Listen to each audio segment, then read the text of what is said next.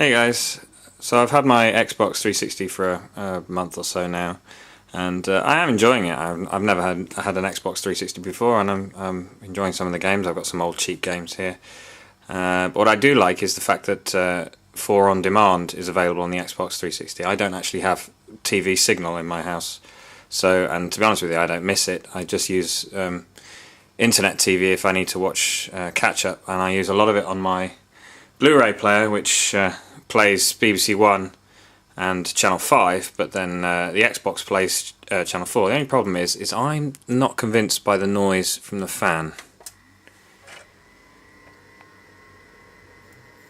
I'm not a big fan of having a PC fan going in my living room, so what I'm going to do is I'm going to change it out for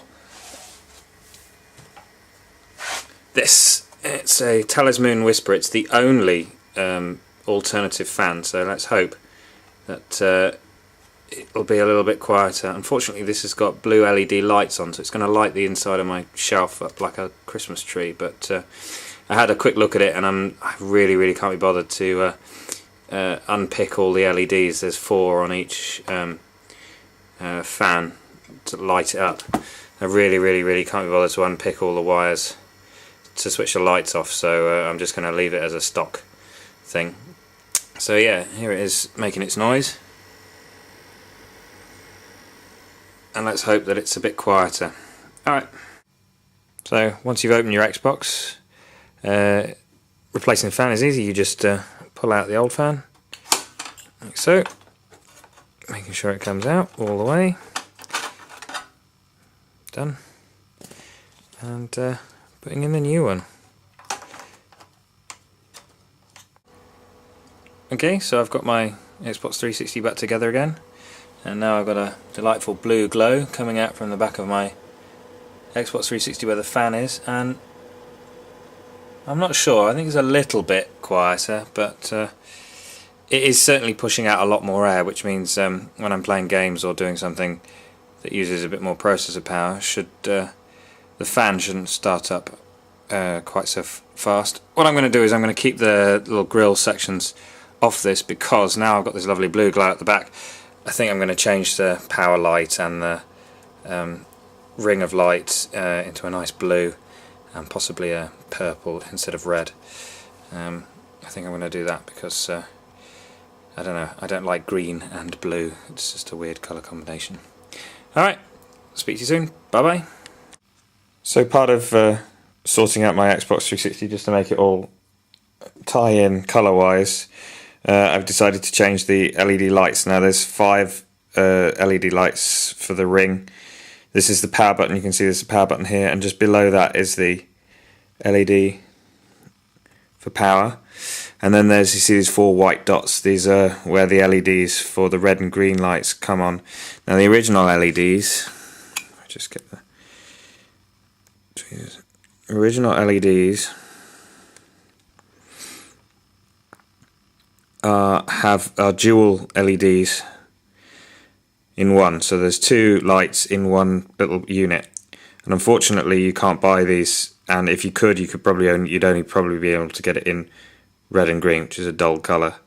So what I've got to have to do is change it for a blue one here and a pink one, a sort of pinkish purple one here. So it's not going to be a red light of death. It's going to be a much more soothing pink light of death if this actually dies again. And here is one of the LEDs. Now, trying to give you a scale of perspective. That's my finger. That's the LED. I'd say it's about the size of 2 pinheads. So welcome to the world of surface mount soldering. So all I've got to do is just stand this on the side here and just solder it in, pop, and it goes there and there.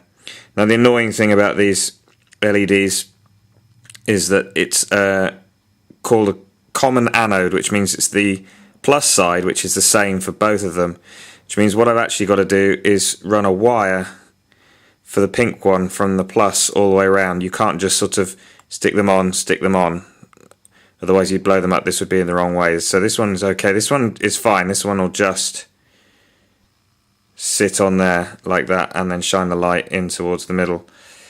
But the other one, unfortunately, I have to just tack one end onto the pad and then run a wire behind it to join up to the plus, so that I get power to it.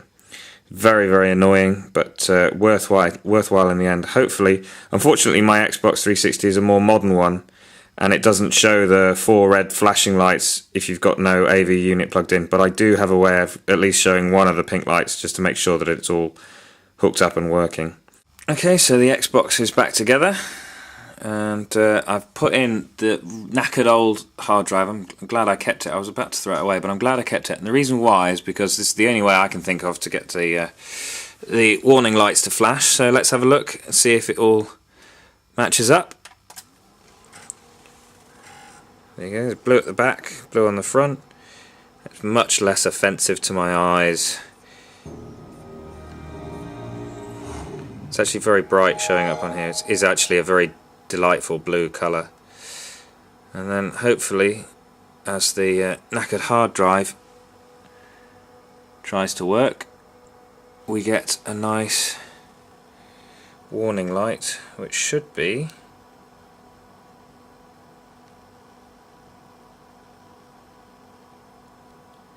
a very, very pleasant, there you go, pinkish purple. Glorious.